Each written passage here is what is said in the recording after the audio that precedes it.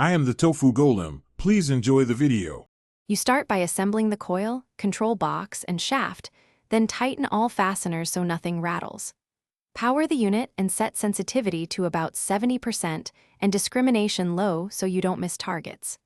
Once done, walk a short test line and perform ground balance using a 1/2 meter sweep until the meter stabilizes. Do this because correct ground balance reduces false signals from mineralized soil and lets you detect small gold more reliably. You should now focus on sweep technique and pinpointing.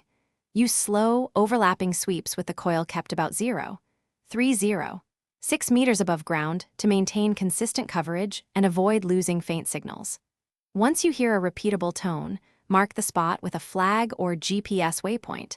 This helps you return after grid work.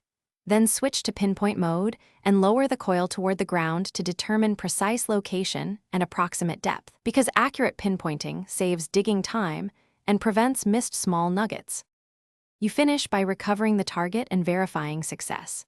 Dig with a small trowel to minimize disturbance, then check the plug and hole with the coil after each cut so you don't miss fragments. Sieve soil through a classifier to capture small flakes and nuggets. Panning concentrates fines quickly. If you get constant chatter or false hits, reduce sensitivity or redo ground balance, because excessive sensitivity or improper balance causes noise. One troubleshooting tip: swap to a lower frequency coil. Thanks for watching. Consider subscribing if we helped you today.